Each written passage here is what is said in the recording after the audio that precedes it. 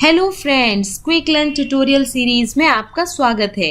इस वीडियो में मैं आपको हिंदी में एक्सप्लेन करूंगी computer network architecture. Computer network architecture क्या होता है, कितने टाइप के होते हैं, सारी चीज़ें अपन इस वीडियो में देखेंगे। ये लेक्चर नंबर 4 है data communication and computer networking series का। तो आइए वीडियो स्टार्ट करते हैं। सबसे पहले अपन कंप्यूटर नेटवर्क आर्किटेक्चर की डेफिनेशन देख लेते हैं कि कंप्यूटर नेटवर्क आर्किटेक्चर क्या होता है। Network architecture means network layout that tell us how computers are connected physically and logically for transmission of data. जो कंप्यूटर नेटवर्क आर्किटेक्चर है वो बेसिकली एक नेटवर्क लेआउट होता है। जैसा कि आप घर बनाते हो तो वहाँ पे हम सबसे पहले क्या करते हैं, एक लेआउट डिज़ाइन करते हैं, एक मैप बनाते हैं। तो उसी टाइप का नेटवर्क बनाने से पहले भी हमें एक लेआउट डिज़ाइन करना पड़ता है, वो कहलाता है कंप्यूटर आर्किटेक्चर या फिर नेटवर्क लेआउट। ये नेटवर्क लेआउट हमें ये बताता है कि हाउ कंप्यूटर्स आर कनेक्टेड, हम कंप्यूटर्स को कैसे कनेक्ट करेंगे फिजिकली और लॉजिकली डेटा को ट्रांसमिट करने के लिए और रिसोर्सेज को शेयर करने के लिए। फिर से एक बार मैं आपको बताती हूँ कि नेटवर्क आर्किटेक्चर या कंप्यूटर नेटवर्क आर्किटेक्चर का मतलब होता है नेटवर्क लेआउट। लेआउट मतलब मैप। ये हमें बताता है कि हमें कंप्यूटर्स को कैसे कनेक्ट करना है फिजिकली और लॉजिकली डेटा को ट्रांसमिट करने के लिए, रिसोर्सेज को शेयर करने के लिए। अब यहाँ पे फिजिकली और लॉजिकली का क्या मतलब है? तो फिजिकली मतलब होता है कि हम दो कंप्यूटर मान लीजिए हम कनेक्ट करना चाहते हैं और एक नेटवर्क बनाना चाहते हैं, या दो से ज़्यादा कंप्यूटर हम कनेक्ट करना चाहते हैं, तो हम उनको फिजिकली कैसे कनेक्ट करेंगे? हम उनको वायर लिंक की हेल्प से कनेक्ट करेंगे, हम यूएसबी की हेल्प से कनेक्ट करेंगे, हम वायरलेस लिंक की हेल्प से कनेक्ट करेंगे। किस टाइप से हम उनको कनेक्ट करेंगे, तो वो फिजिकल कनेक्शन हम कंप्यूटर के बीच में कैसे कर रहे हैं वो बताता है। और डेटा को ट्रांसमिट करने के लिए या रिसोर्सेज को शेयर करने के लिए हम लॉजिकली उन्हें कैसे कनेक्ट करेंगे, यानी हम कौन से प्रोटोकॉल का यूज़ करेंगे, हम कौन से रूल और रेगुलेशन का यूज़ करेंगे जिनको फॉलो करके हमारे जो कंप्यूटर्स हैं वो एफिशिएंटली डेटा को या रिसोर्सेज को शेयर कर सकें। तो computer network means network layout that tell us how computers are connected physically and logically for transmission of data और sharing of data and resources. और हम सिंपली कह सकते हैं कि computer network architecture tell us how computer are organized and how task are allocated to the computer. Computer network architecture हमें बताता है कि हम कंप्यूटर को ऑर्गेनाइज कैसे करेंगे और कंप्यूटर को टास्क कैसे एलोकेट करेंगे, ये हमें बताता है कंप्यूटर नेटवर्क आर्किटेक्चर। तो होप आपको ये डेफिनेशन क्लियर हो गई होगी कि कंप्यूटर नेटवर्क आर्किटेक्चर क्या कहलाता है। बेसिकली दो टाइप के कंप्यूटर नेटवर्क आर्किटेक्चर होते हैं। पहला होता है पीयर टू पीयर नेटवर्क और दूसरा होता है क्लाइंट सर्वर नेटवर्क। ठीक है, ये दो टाइप के कंप्यूटर नेटवर्क आर्किटेक्चर होते हैं। एक एक करके अपन दोनों देखेंगे। सबसे पहले अपन देखते हैं what is peer to peer network. Peer to peer network क्या कहलाता है? Peer to peer network is also known as point to point network. जो पीयर टू पीयर नेटवर्क होता है उसको हम पॉइंट टू पॉइंट नेटवर्क भी कहते हैं, where all the computers are linked together with equal privilege and responsibility for sharing the data। जहाँ पे सारे कंप्यूटर, सारे नोड एक दूसरे से लिंक होते हैं, कनेक्ट होते हैं इक्वल प्रिविलेज और रिस्पॉन्सिबिलिटी के साथ डेटा को शेयर करने के लिए और रिसोर्सेज को शेयर करने के लिए। इस नेटवर्क में कोई भी डेडिकेटेड सर्वर नहीं होता। तो ये कहलाता है आपका पीयर टू पीयर नेटवर्क। आपको और क्लियर होगा जब मैं डायग्राम आपको शो करूंगी। यहाँ पे देखिए, ये एक पीयर टू पीयर नेटवर्क है। इस नेटवर्क में 6 कंप्यूटर हैं। सारे कंप्यूटर एक दूसरे से पॉइंट टू पॉइंट लिंक की हेल्प से कनेक्ट हैं, इसीलिए इसको हम पॉइंट टू पॉइंट नेटवर्क भी कहते हैं। यहाँ पे देखिए, ये वाला कंप्यूटर इस कंप्यूटर से कनेक्ट है, ये कंप्यूटर इस कंप्यूटर से भी कनेक्ट है, यही वाला कंप्यूटर आपके इस कंप्यूटर से भी कनेक्ट है, यानी हर कंप्यूटर एक दूसरे से लिंक होगा पॉइंट टू पॉइंट कनेक्शन के थ्रू। और हर डिवाइस को इक्वल प्रिविलेज दिया जाएगा, हर डिवाइस को इक्वल रिस्पॉन्सिबिलिटी दी जाएगी डेटा को शेयर करने के लिए और रिसोर्सेज को शेयर करने के लिए। यानी यहाँ पे सेल्फ मैनेजमेंट प्रिंसिपल काम करता है।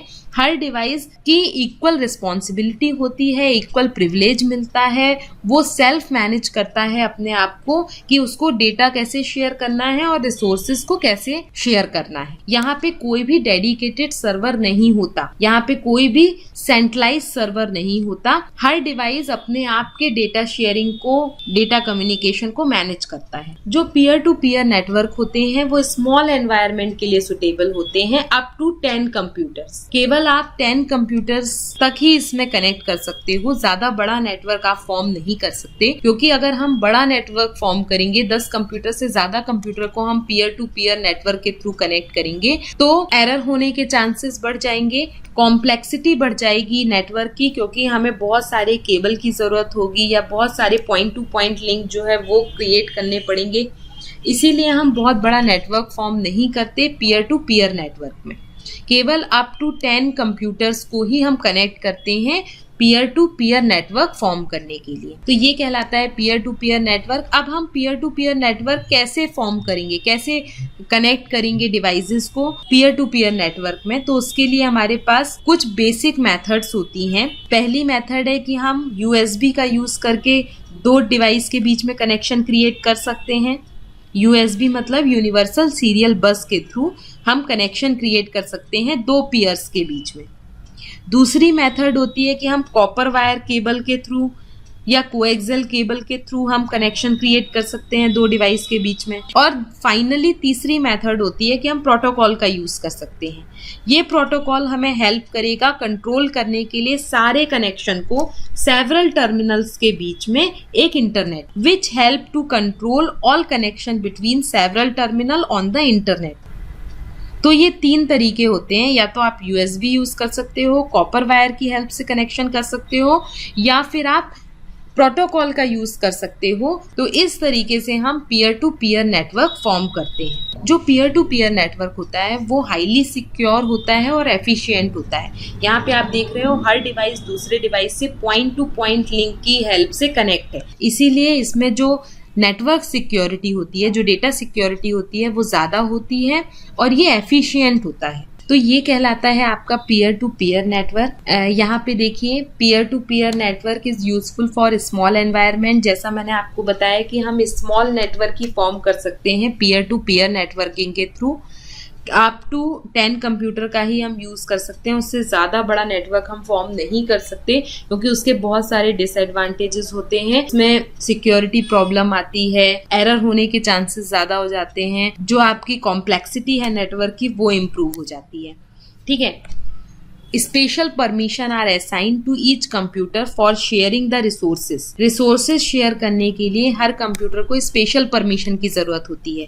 मान लीजिए हमारे ये 2 कंप्यूटर आपस में एक दूसरे से पीयर टू पीयर नेटवर्क के थ्रू कनेक्ट हैं, तो अगर इस कंप्यूटर को अपने कोई रिसोर्सेज शेयर करने हैं या इस कंप्यूटर को कोई डेटा सेंड करना है, तो वो डायरेक्टली स्पेशल परमिशन लेगा इस कंप्यूटर से और अपने डेटा को शेयर कर लेगा। पीयर टू पीयर नेटवर्क की एक और खासियत है कि मान लीजिए अगर हमारा एक कंप्यूटर जो है वो वर्क नहीं कर रहा है या किसी कारण से इस कंप्यूटर में प्रॉब्लम आ गई, तो हमारे बाकी के जितने कंप्यूटर होते हैं वो अपना कम्युनिकेशन एज इट इज रखते हैं। मतलब हमारे नेटवर्क में कोई भी प्रॉब्लम नहीं आती, हमारा नेटवर्क शट डाउन नहीं होता, केवल हमारा वो सिस्टम ही हम रिमूव कर देते हैं या वो सिस्टम ही काम करना बंद कर देगा, बाकी का कम्युनिकेशन एज इट इज चलता रहेगा।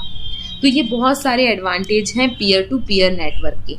बेसिक एग्जांपल जो है पीयर टू पीयर नेटवर्क का कहाँ हम यूज करते हैं, तो बेसिकली जैसे आप स्काइप में डेटा ट्रांसफर करते हो, तो स्काइप के थ्रू हम एक पीयर टू पीयर नेटवर्क जो है वो फॉर्म कर देते हैं। जैसे हमें वॉइस कॉल करना है स्काइप में, तो हम 2 कंप्यूटर को कनेक्ट करके उसमें वॉइस कॉल भी कर सकते हैं, डेटा ट्रांसमिट भी कर सकते हैं, टेक्स्ट मैसेजेस भी कर सकते हो। तो इस तरीके से हम स्काइप के through peer to peer network form करते हैं। नेक्स्ट है बिट टॉरेंट। बिट टॉरेंट के थ्रू भी हम पीयर टू पीयर कम्युनिकेशन कर सकते हैं। बिट टॉरेंट हमारा एक कम्युनिकेशन प्रोटोकॉल होता है जिसका यूज हम करते हैं peer to peer file share करने के लिए या फिर डेटा डिस्ट्रीब्यूट करने के लिए एक डिसेंट्रलाइज्ड फैशन में इंटरनेट के। ठीक है, तो ये सारे हमारे प्रोटोकॉल्स हैं। इसके अलावा लाइम वायर का भी यूज करते हैं हम peer to peer file sharing के लिए। अब अपन यहाँ पे कुछ एडवांटेजेस और डिसएडवांटेजेस देख लेते हैं पीयर टू पीयर नेटवर्क के। Peer to peer network is less costly. जो पीयर टू पीयर नेटवर्क होता है वो लेस कॉस्टली होता है क्योंकि इसमें कोई भी डेडिकेटेड सर्वर नहीं होता। यहाँ पे देखिए हर डिवाइस दूसरे डिवाइस से पॉइंट टू पॉइंट लिंक के थ्रू कनेक्ट होता है, इसीलिए इसमें कोई डेडिकेटेड सर्वर की जरूरत नहीं होती और ये लेस कॉस्टली होता है। दूसरा एडवांटेज है इसका, if one computer stop working but other computer will not stop work. अगर एक कंप्यूटर मान लीजिए इस नेटवर्क का वर्क करना बंद कर देता है, मान लीजिए ये वाला कंप्यूटर ने वर्क करना काम करना बंद कर दिया, तो हमारा एंटायर नेटवर्क जो है वो अफेक्टेड नहीं होता। पूरा कम्युनिकेशन हमारा एज इट इज चलता रहता है, बस ये वाला कंप्यूटर हमारा काम करना बंद कर देगा, बाकी के कंप्यूटर हमारे बाकी का नेटवर्क हमारा एज इट इज काम करता रहेगा। तो ये एक बहुत बड़ा एडवांटेज है। नेक्स्ट है easy to set up and maintain as each computer manage itself. Peer to peer network को सेटअप करना और मेंटेन करना इजी है क्योंकि इसमें हर कंप्यूटर सेल्फ मैनेज होता है, अपने आप को खुद से मैनेज करता है। हर कंप्यूटर को इक्वल प्रिविलेज मिलता है, रिस्पॉन्सिबिलिटी मिलती है डेटा को शेयर करने के लिए और रिसोर्सेज को शेयर करने के लिए, इसीलिए इसको मैनेज करना और सेटअप करना इजी है। तो ये कुछ एडवांटेजेस हैं पीयर टू पीयर नेटवर्क के। अब अपन देख लेते हैं disadvantage of peer to peer network. पहला डिसएडवांटेज है पीयर टू पीयर नेटवर्क का कि ये एक डिसेंट्रलाइज सिस्टम है, जिसके कारण इसमें हम बैकअप डेटा का नहीं रख पाते। जैसा कि अभी आपने देखा होगा कि इसमें कोई सेंट्रलाइज सर्वर नहीं होता, कोई भी डेडिकेटेड सर्वर नहीं होता। ये एक डिसेंट्रलाइज सिस्टम है, इसमें हर डिवाइस खुद को सेल्फ मैनेज करता है, इसीलिए इसमें हम डेटा का बैकअप नहीं रख पाते। तो ये इसका एक डिसएडवांटेज है। दूसरा डिसएडवांटेज है security issues as the device is manage itself. Security issue भी इसका एक डिसएडवांटेज है क्योंकि हर डिवाइस सेल्फ मैनेज होता है तो कई बार सिक्योरिटी इश्यूज भी आ जाते हैं। नेक्स्ट डिसएडवांटेज है this network is useful for small environment. ये नेटवर्क स्मॉल एनवायरनमेंट के लिए ही यूजफुल है, यानी इसमें केवल आप अप टू 10 कंप्यूटर्स तक ही कनेक्ट कर सकते हो। अगर हम उससे ज़्यादा कंप्यूटर या ज़्यादा नेटवर्क को ग्रो करते हैं तो बहुत सारे इशू आते हैं, जैसे नेटवर्क इशू आएगा, डेटा ट्रांसमिशन में एरर के चांसेस बढ़ जाते हैं, हमारे नेटवर्क की कॉम्प्लेक्सिटी इंक्रीज हो जाती है। तो ये सारे इश्यूज आने लगते हैं अगर हम एक बड़े नेटवर्क में peer to peer network form करते हैं, इसीलिए this network is useful for small environment. तो ये सारे डिसएडवांटेज हैं पीयर टू पीयर नेटवर्क के। नेक्स्ट है client server network. Client server network basically एक सेंट्रलाइज्ड आर्किटेक्चर होता है। इसमें एक सेंट्रल कंट्रोलर होता है जिसको हम कहते हैं सर्वर, और बाकी जितने भी डिवाइस होते हैं नेटवर्क में उनको हम कहते हैं क्लाइंट। ठीक है, चाहे वो आपका लैपटॉप हो, चाहे मोबाइल हो, चाहे कंप्यूटर हो, जितने भी अदर डिवाइस नेटवर्क में कनेक्ट होंगे उनको हम क्लाइंट कहते हैं। और एक सेंट्रल कंट्रोलर होता है जिसको हम कहते हैं सर्वर। जैसा कि नाम सजेस्ट कर रहा है, ये एक सेंट्रल कंट्रोलर है, मतलब ये जितनी कंट्रोल एक्टिविटीज हैं, जितनी मैनेजमेंट है वो हमारा करता है सर्वर, इसीलिए इसको हम कहते हैं क्लाइंट सर्वर नेटवर्क। और ये एक सेंट्रलाइज्ड कंट्रोलिंग सिस्टम है, यानी सारा कंट्रोल किसके पास होता है? हमारे सर्वर के पास होता है। सारा रिस्पॉन्सिबिलिटी, सारा मैनेजमेंट किसका होता है? हमारे सर्वर का होता है। अगर हमारे दो डिवाइस को आपस में कम्युनिकेट करना है तो वो सर्वर के थ्रू करेंगे, अगर इनको रिसोर्स शेयर करना है तो वो सर्वर के थ्रू शेयर करेंगे। मतलब सारी चीजें सर्वर से होकर होंगी, सारी मैनेजमेंट सर्वर करेगा, इसीलिए इसको हम कहते हैं क्लाइंट सर्वर नेटवर्क। इस नेटवर्क को हम रिक्वेस्ट और रिस्पॉन्स आर्किटेक्चर भी कहते हैं। क्यों?